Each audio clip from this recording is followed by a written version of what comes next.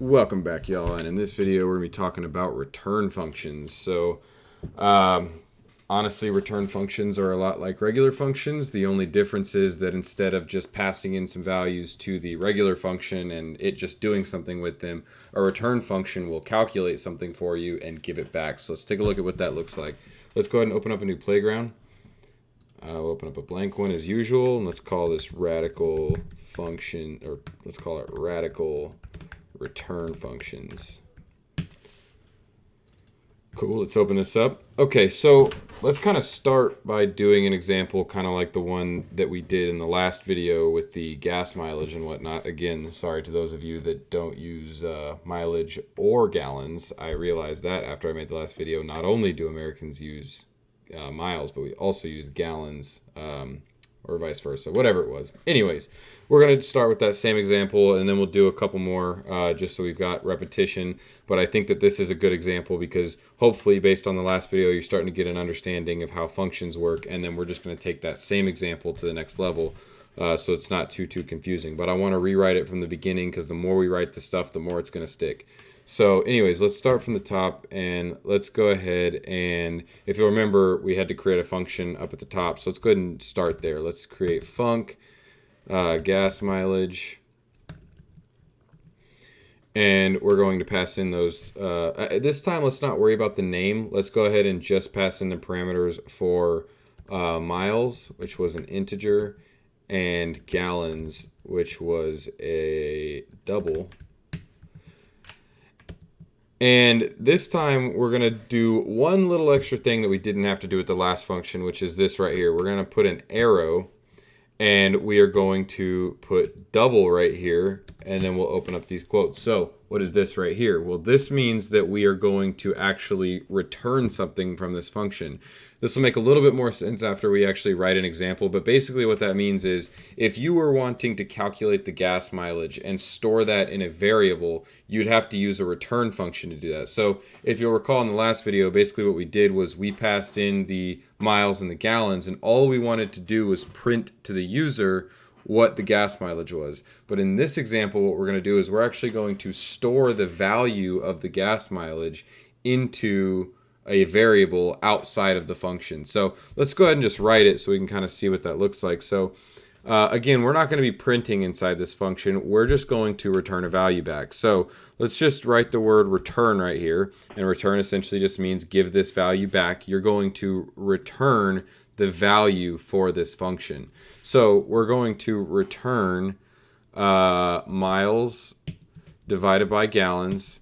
And if you remember, we obviously cannot divide an integer by a double, so we need to actually cast the int as a double. Okay, so now this function's all set up and ready to go. Pretty easy peasy, right? So again, to recap what we've written so far, we've got a function called gas mileage. We're going to call this function and store the value in a variable. And we've got the miles parameter and the gallons parameter, and we're going to return a double. So whatever the value is right here, that's what we're going to return. And the reason we have this little arrow and the word double right here is because we're saying that we want to return a something of type double, or essentially we're going to be storing this value into a double. So if I were to put string here, if we give it a second, Xcode's going to complain and it's going to say, well, this isn't a string, this is a double. You can't return a double because you told me that it's going to be a string. Remember that Swift is very particular about this. We actually call Swift like a strongly typed language. Everything has to be very cut and dry and very clear. So anyways, let's go ahead and put that back as a double. Okay, so now what we could do is we could say something like var, or let's do let, because remember this, we can use constants. We're actually not going to change this value, so we can use the word let instead. And we could say, I don't even remember what the video or the values were in the last video, to be honest with you, but I'll try to get close. So we're going to say Prius gas mileage equals gas mileage, and we're going to pass in the number of miles driven and then the number of gallons used. I actually think this is what the values were in the last video. So anyways, okay, so obviously it's not complaining. This is going to work, and if we go ahead and run this, we're going to see over here that the Prius gas mileage is 40. So it's pretty cool because this is just another way of using functions to our advantage. This is just a really cool tool that we have available to us as a programmer. Because let's say that, again, we're wanting to calculate the gas mileage of a bunch of different cars, but instead of just printing something to the user, we actually want a value that we can put in a variable and we could maybe do other things with. So in this case, that's what's going on here. So we got let Prius gas mileage equal the value of this function, which again is a double. So it would make sense then that Prius gas mileage, I just want to bring this term up again, is an inferred double because we're giving it a function that returns a double. So obviously Swift is going to imply that that's what this constant is right here. So to prove that, if I were to explicitly put this as an integer, it's going to complain and it's going to say you can't do that because the return type of the function is a double and you told me this is an integer. These things conflict and they don't make sense, so it's not able to do that. But if we were to change it to double, it's not going to complain. Everything is hunky-dory and we're good to go. But again, like I said earlier in one of the last lessons, explicitly typing variables is not the ideal way or the desired way of doing things in Swift. And I think that's mostly just because it doesn't look as clean as just doing this. And there's no need to. There's no need to say that this is a double because it's obviously a double if we're calling a function that returns a double. So hopefully this is starting to make sense. Let's go ahead and do another one. We'll do the same example of the Raptor gas mileage. And this would also equal gas mileage. And we could say the number of miles traveled was 200. And let's say the number of gallons used was, I'm going to go with 10. That's probably even high. I'd guess a Raptor probably doesn't get, what would that be, like 20 miles per gallon? Yeah, so if we run that, we'll see over here that the Raptor gas mileage is 20. I'm going to guess that the Raptor actually used 15 gallons. So if we run that again, you could just see how easy it is to use these functions to just quickly return values if we know that we're going to just keep doing this over and over again.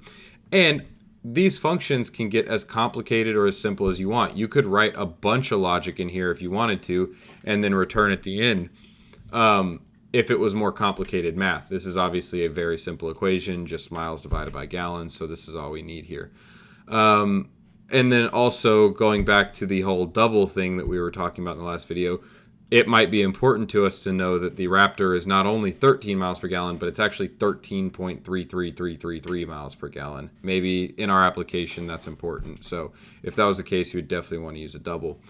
And then I think the last example was Challenger gas mileage equals gas mileage. And we said, I think it traveled 300 miles and it used, I don't know, we'll say it also used 15 gallons. Maybe it's a little bit more efficient than the Raptor.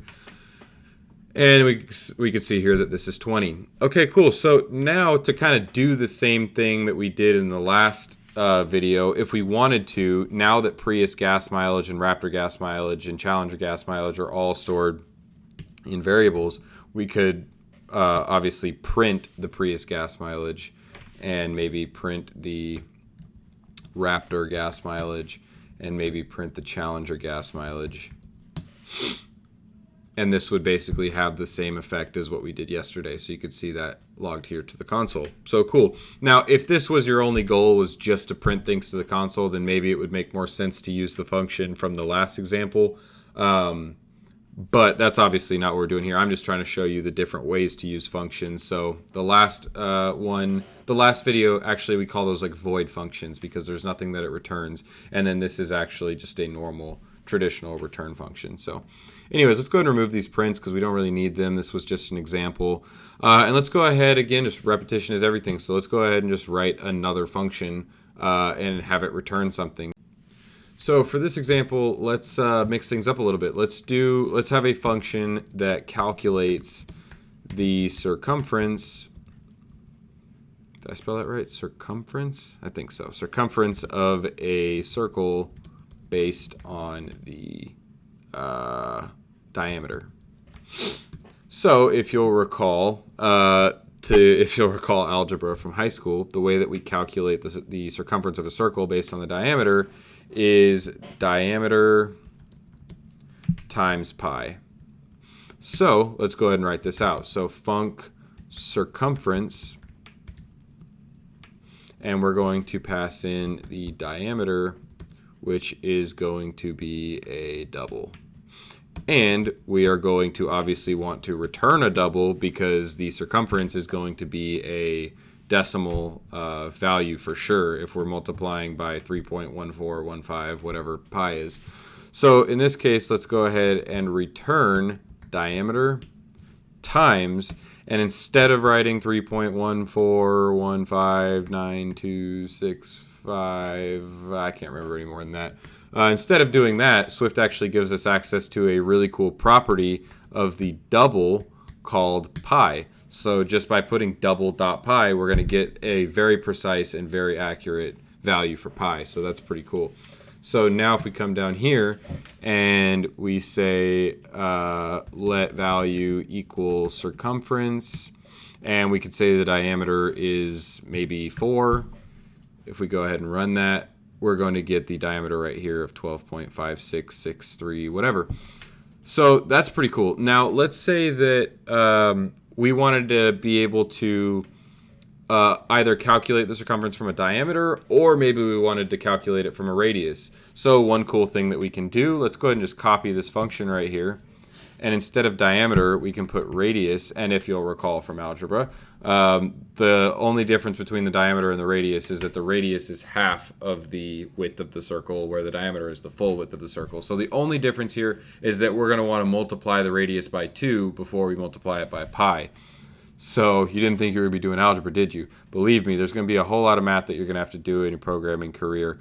So it's a good time to start getting used to this stuff. So we're going to multiply the radius times 2 times double.pi. And that's cool now because whenever we call this function, we can say let value 2 equal circumference. And we can now, you can see Xcode suggesting 2 different functions to us. We've got the diameter one and we've got the radius one. So if instead of using the diameter, we wanted to use the radius instead, then we could pass in a radius. And just to check ourselves here, if the radius is supposed to be half of the diameter, then this function should return the same value as this one. So let's go ahead and run that. And sure enough, we get 12.56637, blah, blah, blah, blah, blah. And they're obviously the same value. So we could just try out a bunch of stuff if we want to and just kind of mess around and just make sure it's doing what it's supposed to be doing. And everything looks pretty good. So yeah, that's kind of how to make 2 functions that have the same name but different properties based on what it is that you're trying to do.